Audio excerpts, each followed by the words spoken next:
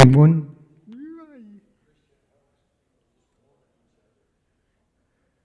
I was watching a documentary about the Middle Ages and how people lived, Bill, in the Middle Ages. That they brought all their animals in with them at night, so that they could share the body heat, the body warmth. So.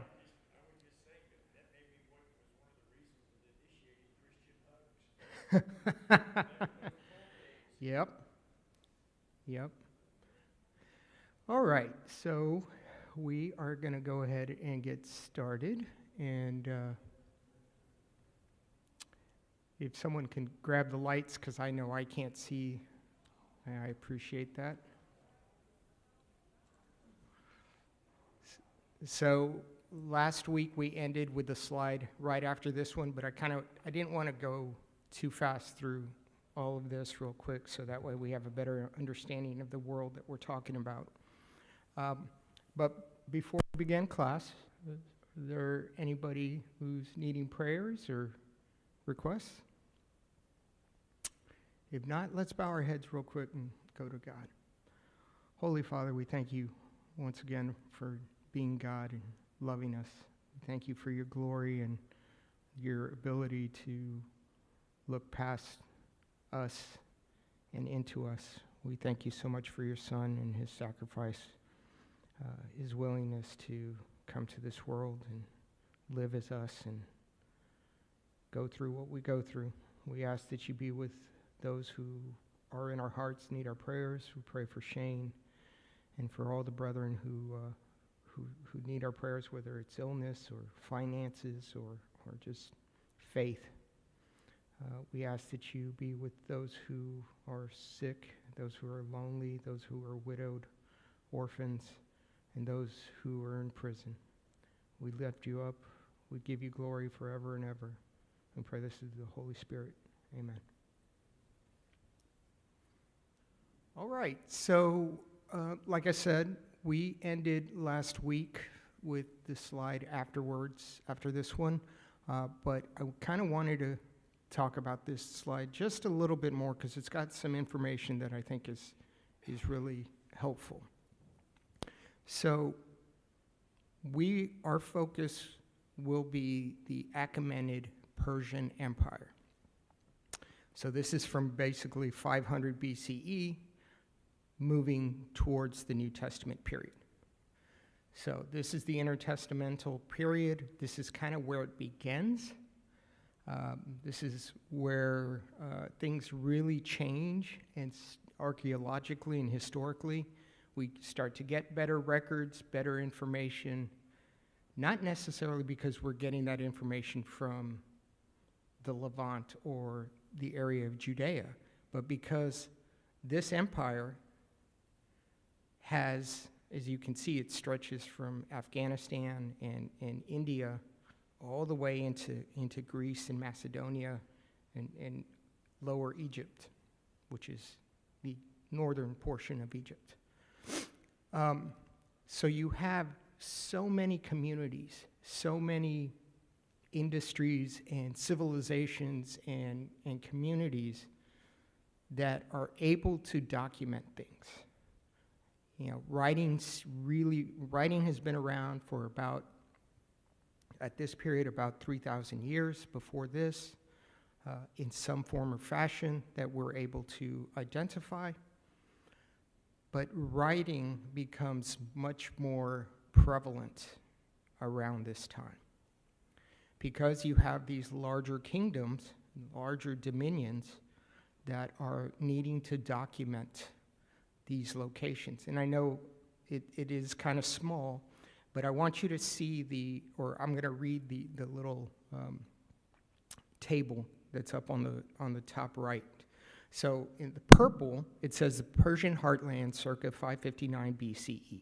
And if you can see that at the bottom north of the Persian Gulf, so where the Arabian Peninsula is, right north of that, you see the bright pink, but there's a little purple spot. That's Persis, okay? That is where the Persian Empire begins. That's where they get their name, the Persis. That's the little kingdom, okay? So they grow in a few years during that time, grows initially to that pink area. And this is the empire under, at the beginning of the empire under Cyrus the Great. And we've talked about Cyrus a little bit, how he's the only other person in the old, or the only person in the Old Testament called the Anointed One, the Messiah. But Cyrus the Great expands, so he takes over the old Neo-Babylonian Empire. We hear that, we read about that he takes over Babylonia, which is really north of that. That's, modern-day Iraq. But the reality is, it's more than that. It's not just Babylon. Babylon basically controls most of those things. So when they take over Babylon, that's really the pink areas. You get all of Anatolia, which is an old word for modern-day Turkey, also originally known as the ancient East, in some canon, some texts. And then a little bit later, so that's around 550 BCE, he takes over conquers Babylon, takes over the Babylonian Empire. Then he expands a little bit further. 546 is the orange, so that's kind of when he takes over the Levant, the Fertile Crescent, so that orange spot underneath the pink. And then you have so that's about 546. 539, he expands a little bit more, takes parts of a little bit further south, starts going into Egypt, and then in 530, that's when he returns the remnant to Jerusalem. And then you see further on, after Cyrus the Great dies, the next main emperor is Cambyses, and Cambyses expands the empire even further. Some of the green stuff, or the lighter green stuff, mostly to the east. And then you have Darius the Great, and Darius the Great takes over, and he expands to the further green area. So you got Libya, portions of Libya, Greece, and mostly Macedonia, not Greece. And then further east and north. So portions of Central Asia, Ukraine, Turkestan, those countries nowadays.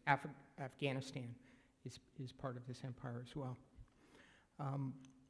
One word you should understand, and I know it's kind of hard to see it, but the word is satrapy. Satrapy is a technological term, and it means a tributary. So it's a tributary organization. So it's not really a country, but countries can be part of a satrapy, and regions can be part of a satrapy. So there can be, for example, early on, there's the northern, what was Israel, which is modern-day Lebanon area, northern Israel today. That was a satrapy of Damascus, so, which was a satrapy of Persia, of the Persian Empire. So instead of saying, okay, it's kind of like NATO. So there's different it's an organization of different countries, different regions, but they're controlled by one central organization. That central organization, unlike NATO, which is an administrative, is the kingdom of Persia, the Persian Empire. So satrapy, I probably use that word a couple times down the road, just especially at this point in time, because they are kingdom states. So they're independent, but they owe allegiance to Persia. So,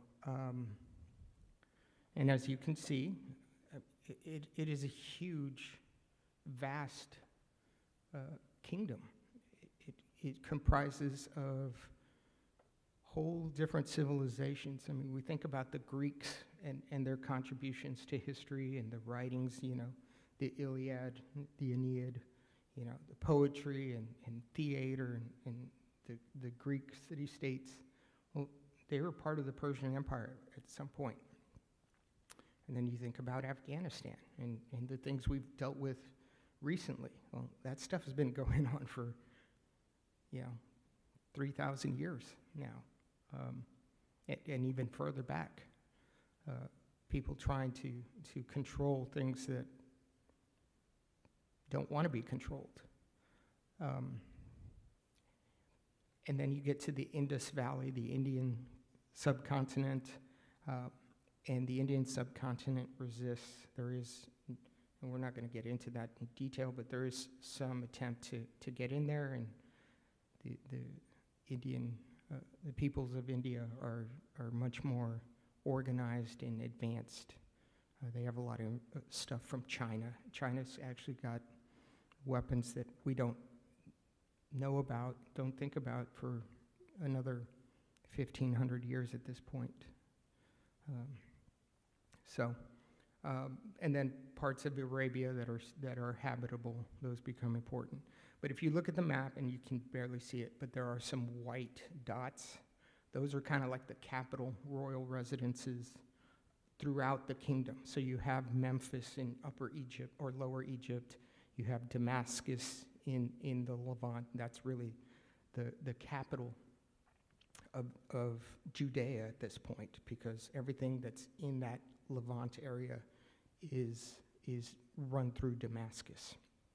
And then you have Phrygia, which is up in Anatolia, up in Turkey.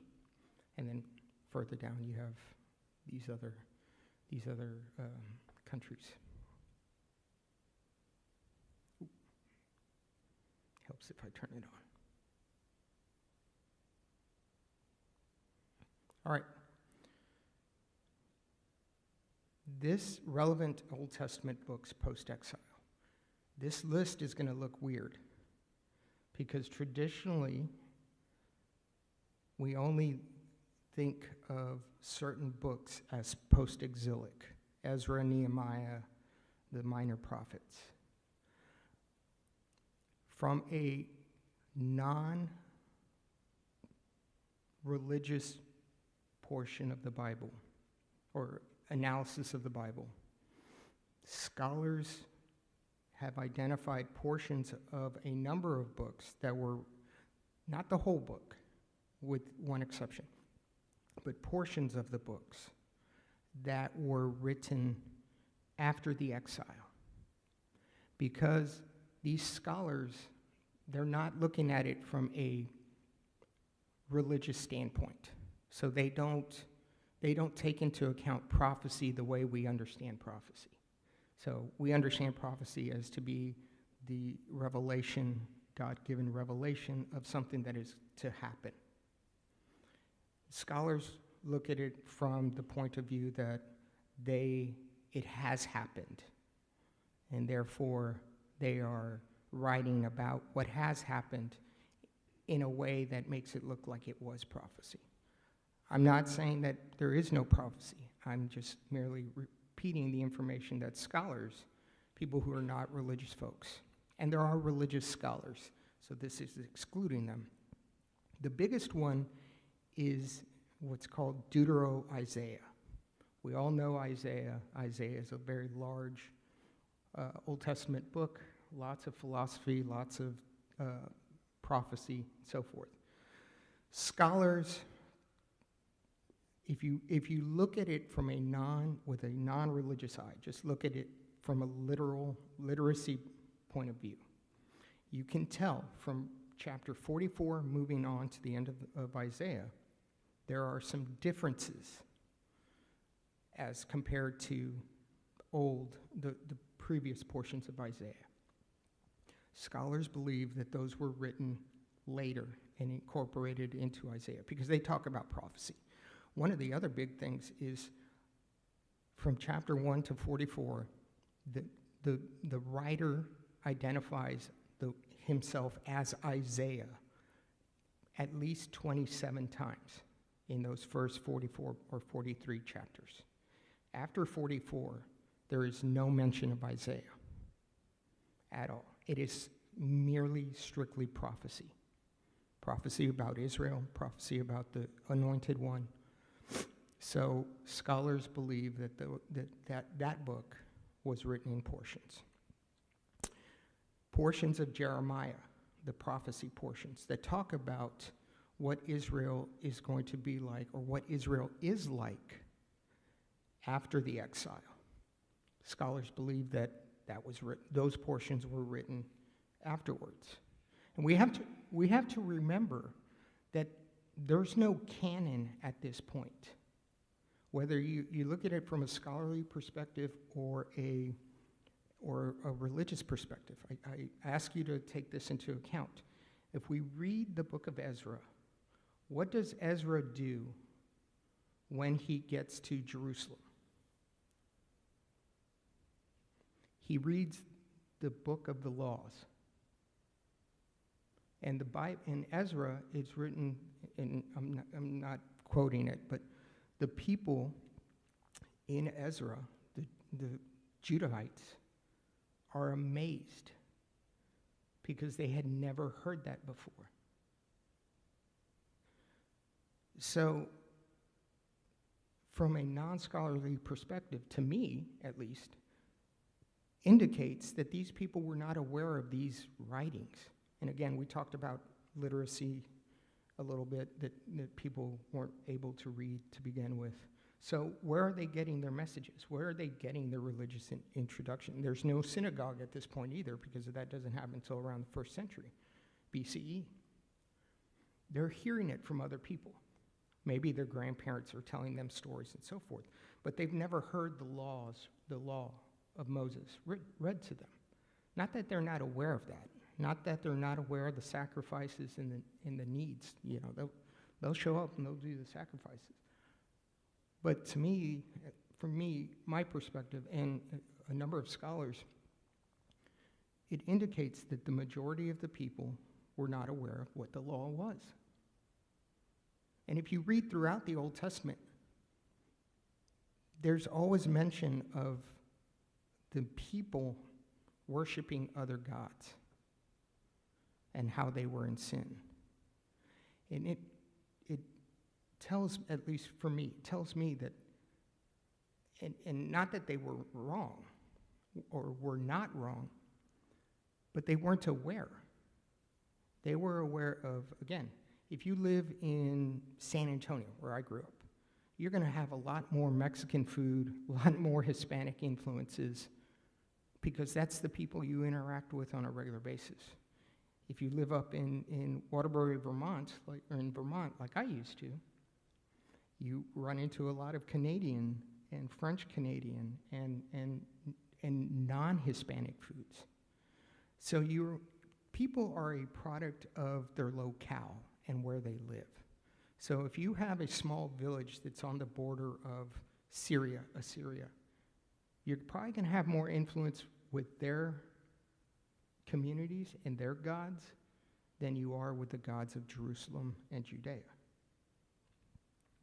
That's just human nature, unfortunately. But you get a number of books. Like I said, most of the minor prophets are all written post-exilic. Esther, if anybody's ever done, have we ever done a study on Esther? Like an in-depth study, or at least an overview of Esther? Anybody familiar with the book of Esther? So generally, Esther is about a woman, and she helps to solidify Israel. But the way Jews at this point, and in the later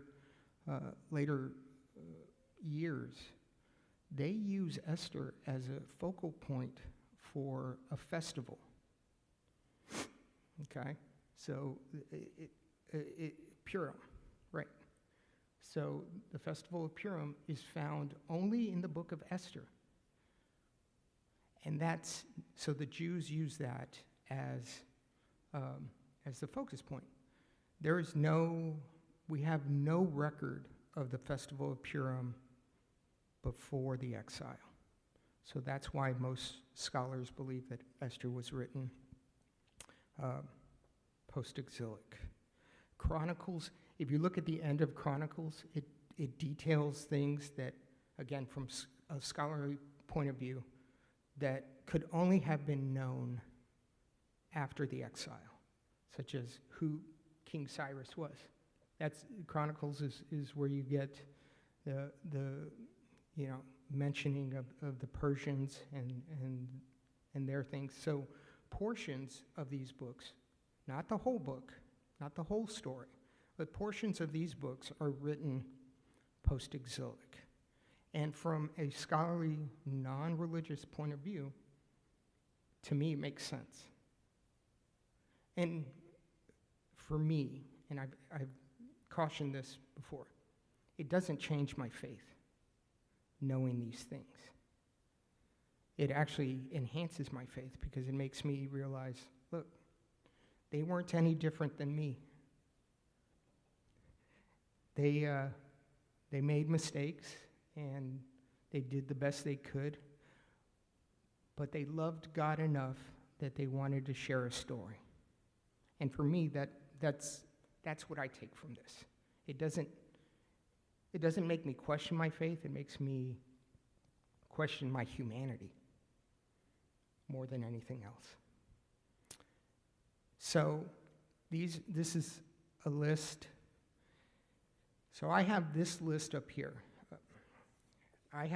You can ask Jennifer, I've got probably 20 Bibles at home from just in various conditions. I just bought a new one. If you are into studying Bibles or studying the historical aspect of things, there's some good Bibles out there, SBL. This is the New Revised Standard, the updated edition. So what it does is, you get scholars who can read, biblical Hebrew and, all sorts of different languages, and they do the best translation they can. But this new updated version, the updated edition, actually contains the apocryphal deuterocanonical books of the Old Testament. Now, what that means is, so most of these books, almost all of these books are written post-exile. Because again, like I said at the beginning of class, writing becomes more prevalent. We actually have more of these documents available. And they tend to show fairly clearly, for example, Maccabees, that they were written post-exile. This is a partial list. I'm going to read you the list that I have here. It is Tobit, Judith, Esther in Greek, which is obviously going to be post-exile because there was no Greek writings in the Levant area before the exile. The Wisdom of Solomon, Sirach, Baruch, the letter of Jeremiah, which is actually a portion of the book of Jeremiah that was not included or has not been included for whatever reason. I don't know the reason why it's separate.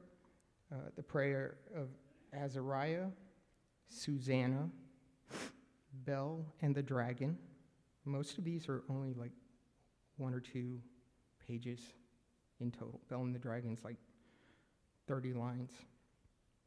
First and Second Maccabees, which we are going to be spending a good portion of our time with once we get to that part. First Esdras, Prayer of Manasseh, Psalm 151, which in some Bibles, some Old Testament Hebrew Bibles, it's included, some are not. It is a Psalm of David, and it's actually a very beautiful psalm. Third Maccabees, Second Esdras, and Fourth Maccabees.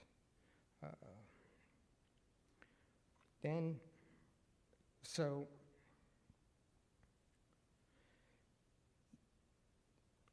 there is a lot of religious writing that's not included in our canon. And there's a ton of reasons, and I'm not going to go through most of them, but there's a ton of reasons why they were not included. They didn't fit the religious point of view. They were obviously written too late. They did not, for example,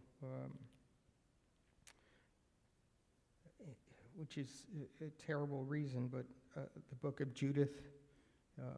Has anybody ever heard of the book of Judith?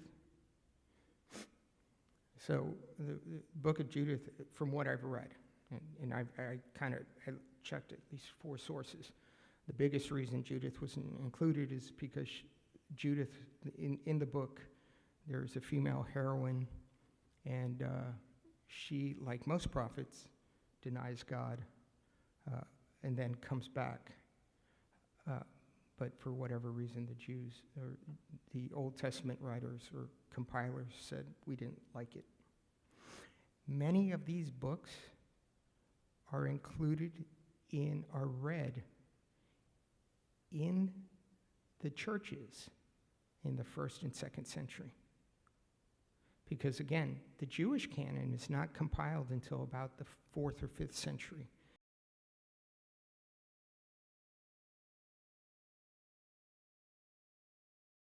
Were read.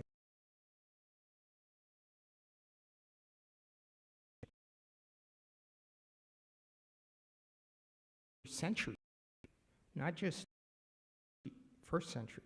We're talking 5th, 6th, 7th century. Considered canonical. Books like I have here, 3 different books concerning the subject of the lost books of the Bible. Some of you may have that, but you can download those apps and see a lot of those different books, including even a book called Mary. Mm-hmm. The Gospel of Mary. The Gospel of Judas. There's all sorts of, and we just have fragments of those, but some of them have some wildly different theological perspectives. And some of these books that he's mentioning now are available in the same form. They're right here. Yeah. Oh, they're almost all available online that you can read for free. Very important, something we're going to cover are the Dead Sea Scrolls, which are the Qumran documents. So Qumran was, and we'll get into this, was a community.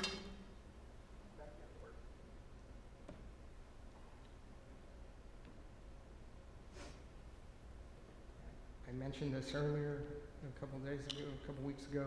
Qumran was a community of Jews around the 3rd century, or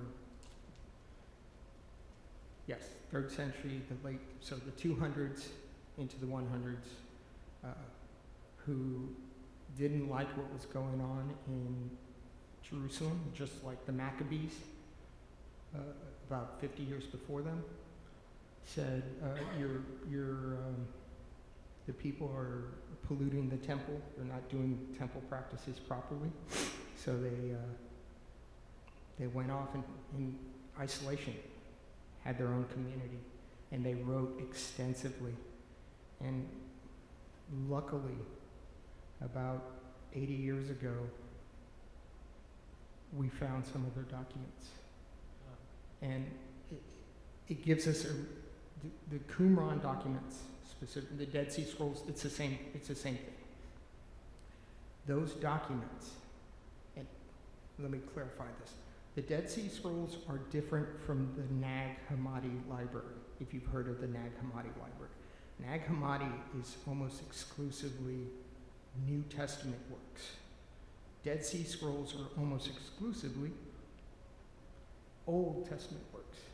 And the great thing about the Dead Sea Scrolls is it confirms that by that point, Dead Sea Scrolls contains almost, I believe, every book of the Old Testament that we have today. So we can confirm that those documents, those books were being utilized by that community around the 100s in the 1st century BCE. That just didn't happen. That's a confirmation of our faith today. Correct. That's the Holy Spirit involved. Right. So we have confirmation of the actual use of these documents in this religious community, and it's very much a religious community. And the great thing is it doesn't just have our religious documents. There's documents that talk about how they are organized and what happens, how a person can become a member of the community, and how people can be excluded from the community, and who should be excluded from the community. They were a very devout and very zealous group of individuals, but they were also very isolated. They did not want to influence the outside world. They thought, this is the scholarly consensus, is that they were so dissatisfied with the world, with their own religious brother, their own Jewish brother, that they just remained isolated. So they wrote extensively about, and because of that, really for the last 80 years, the ability to research, study, and better understand Jewish history, at least in this time period, exploded. There was so much information. And the reality is every now and then they do find jars with documents. Since this time, they're very small portions of documents. Most of them are not, there's nothing that as large as has been discovered, but they do find fragments in various caves. There is actually a department of the University of Jerusalem that is dedicated to archaeological, they're called the jar historians. Really, they go around and they search all these caves throughout Judea and throughout the Levant and in Egypt, because again, people are writing, Jews are writing all throughout the Middle East, in the Mediterranean, because when they come back, when Cyrus the Great allows people to come back to Jerusalem, one, people have been living in Jerusalem or in Judea, and then two, when Jerusalem was destroyed, people didn't all go east. Some went to Egypt, some went north. So people were writing everywhere. So, real quick, you're going to hear me talk about this Septuagint, Masoretic, and Vulgate. Very few comments about the Vulgate unless it's important. So Masoretic is the original Hebrew. We can't really tell if it's original Hebrew, but it is high biblical Hebrew. So this is the actual Masoretic text, the Jewish Old Testament, the Jewish Testament, I should say, because it's not old to them, it's just their testament. That has some serious language differences than the Septuagint. Septuagint was the 70. Septuagint is the Greek translation of the High Hebrew versions of the books that they had at that time, at the time that it was done. And you have the Vulgate, which is translating the Bible primarily from the Septuagint, the Old Testament portions, and the Greek documents that we have of the New Testament being transferred over to all to Latin and becoming part of the Roman Church. Again, Roman Bishop Damasus I in the late 300s, he revises the Vetus Latina. What is the Vetus Latina? That's actually the Bible or the New Testament before it became started to become organized. Each church, each region, each location had its own hand-copied, because there's no print, handwritten, translated copies of whatever documents they had available. And that was the general name for the New Testament before the Vulgate became the common, was the Vetus Latina.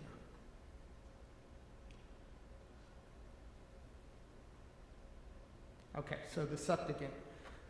Septuagint is, scholars generally agree, first 5 books of the Bible, the Torah, were translated from Biblical Hebrew into Koine Greek by Jews living in the Ptolemaic kingdom. The Ptolemies are the Egyptian rulers at this point. So the Egyptian kingdom centered in Alexandria, Egypt, probably in the early or middle part of the 3rd century BCE. So around in the middle of the 200s. The remaining books were presumably translated in the 2nd century. Again, the most important books of the Hebrew canon is the Torah, the law. That's by far the most important. And it was, if there was one section of the Bible that was taught as best it could be, it was the Torah. The prophets, okay, they were good. The history, yeah, that's important sometimes. The Torah. This is what you have to do. 684 rules. You know, the 7 habits of you know, whatever, 7 highly educated habits, whatever that book is. Stevie Covey. Yeah, the Torah is the 684 habits you better do. Period. For the Jews, that's really what it was. So, according to tradition, this is where you get the word Septuagint. Septuagint means 70 in Greek and in Latin. 70 in Latin, not in Greek. No, in Greek, sorry, not Latin. According to tradition, Ptolemy II Philadelphus, he was the Greek pharaoh of Egypt. So the Ptolemies are the rulers of Egypt, but they're actually Greeks. After Alexander the Great takes over the Persian Empire, all the Greeks start ruling everywhere else, even in Damascus and in Jerusalem. More of that later. So he sends 72 Hebrew translators, 6 from each of the 12 tribes of Israel, from Jerusalem to Alexandria to translate the Tanakh, which is the entire Bible. Or the Tanakh is the prophets and the Torah. From Biblical Hebrew into Koine Greek for inclusion in his library. He had a library of Alexandria. If you've ever heard about that, it was one of the greatest tragedies in all of humanity. We lost so much knowledge when that burned. But anyway, the Great Library in Alexandria. The narrative is found in a possibly pseudographic letter of Aristus to his brother Philocrates, and is repeated by Philo of Alexandria, Josephus in Antiquities. So, pseudographic. Pseudographic means kind of written. Literally, that's what it means. Pseudographic means that, and this is something that scholars argue about, especially with the New Testament, when you hear people say that Paul didn't write, let's say he didn't write Timothy, that's scholarly analysis. He didn't write 1st or 2nd Timothy, because the writing's different, whatever. Pseudographic means I'm writing in your name. That's really what it means. So I didn't actually write this, but I'm going to use a famous person and say that I'm the person who wrote that. Okay? For example, the Gospels. Nowhere in the Gospels does it say, none of the Gospels say, hey, I'm Joe, I'm Mark, I'm Matthew, I'm writing this letter. It doesn't say that. So technically, they would be considered pseudographic, according to scholarship. And then Philo of Alexandria and Josephus. Everybody's heard of Josephus? So Antiquities, the Jewish wars and so forth.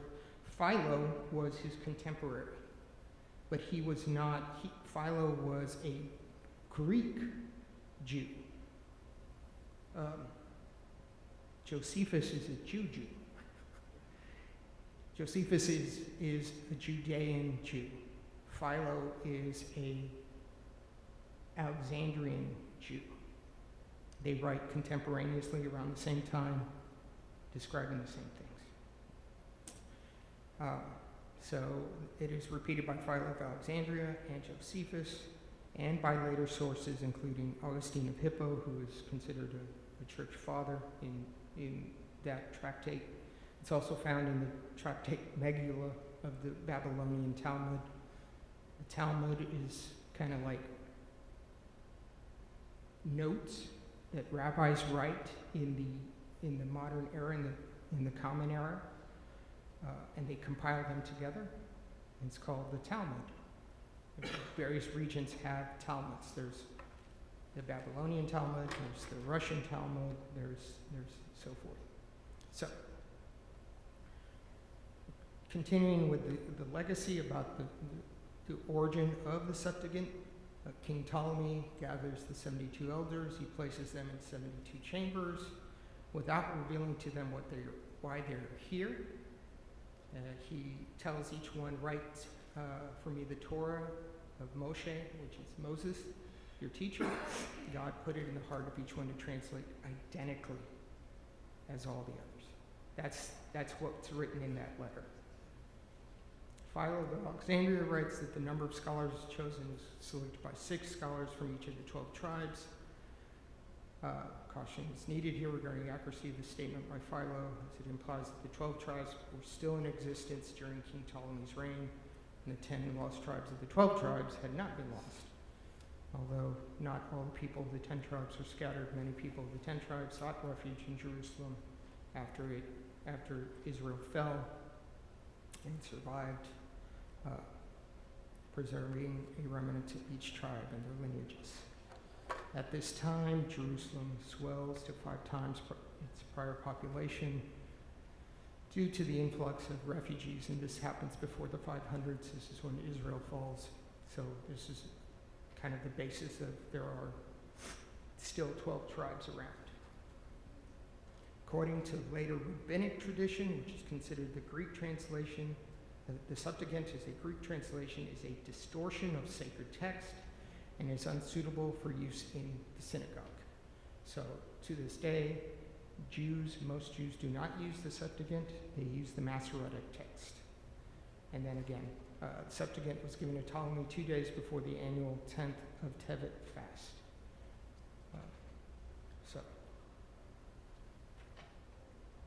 Some differences from the Vulgate Septuagint and the Masoretic text. So in Genesis, under the Septuagint, you have you not sinned if you have brought it righteously, but not righteously divided it, and this is from Genesis 4:7. Be calm to you shall be his submission, and you shall rule over them. And then we have the Masoretic English translation, is it not so that if you improve, so you can see that's a little bit different than have you not sinned, it will be forgiven you. If you do not improve, however, at the entrance, sin is lying, and to you it is longing, but you can rule over it. And then you have the Vulgate, which is obviously another 400, 500, 600 years down the road. So it's the one in the middle that most of the Jewish world uses today? Yes. The modern Jews, yes. The modern Jew. The modern Jew, yes. And the modern Alexandrian Jew. Okay. They use the Masoretic text. Okay. And again, there's some concepts that are different. For example, the virgin. In the Masoretic text, it is not virgin. The Masoretic text, it is young girl. Simple. Has nothing to do with the ability to procreate, reproduce. Okay? It doesn't have anything, it just says young girl. In the Septuagint, it is that word, that Jewish word, is not translated young girl, it's translated virgin. There's scholarly, like, diatribes about just that portion that I'm not going to get into, but there's reasons, because one of the biggest one of the biggest apologies, one of the biggest supports for why it was translated that way was because the concept of virgin and the concept of young girl at the time it was translated meant the same thing, and virgin didn't mean virgin the way we understand it, and the way the New Testament writers understood it. That being said, there's a whole bunch of controversy about those things. The differences between the Septuagint and the Masoretic text fall into 4 categories. There's a different Hebrew source for the Masoretic text and Septuagint. This can be found throughout the Old Testament. For example, in Isaiah 36:11, the meaning remains the same, but the choice of words evidences a different text. The Masoretic text reads, and I'm not going to speak the Judean language, which translates, "Speak not the Judean language in the ears of," or which can be heard by the people on the wall. The same verse in the Septuagint, according to the translation, a popular translation says, "And speak not to us in the Jewish tongue, and wherefore speaks thou in the ears of the men on the wall." The Masoretic text reads people, where the Septuagint reads men. The difference is very minor and does not affect the meaning of the verse to most people. But scholars use these discrepancies to claim the Septuagint was a poor translation of the Hebrew original. The verse is also found in Qumran, the Dead Sea Scrolls, however, where the Hebrew word Hanashim, which is the men, is found in place of Ham, the people. Discovery and others like it show that even seemingly minor differences in translation could be the result of a variant Hebrew source text. Differences in interpretation stemming from the same Hebrew text. For example, the Genesis 4:7, which you just read. Idiomatic translation issues. The Hebrew idiom may not be translated into Greek. For example, in 47:10 of Psalms, the shields of the earth belong to God. And the Septuagint reads, "To God are the mighty ones of the earth." And there are transmission changes in Hebrew or Greek, a revision or a recension, which is a change, or a letter misspelled, and copying errors. The Ark of the Covenant, and we're going to leave it at this. The question for next week is, what happened to the Ark? Because it's not mentioned in the post-exilic writings. Wasn't it the center of worship? If you take it that way. Could have been. Could have been the temple, could have been the sacrifices. There's lots of scholarship about that, but there's no mention of the ark. So that changes religious practice, changes the focus of the religion. Just like when David built the temple, they changed from a tent, the tent of meeting, to a solid, standing, not moving building. Changed the way religious practices were done. Questions? Thank you.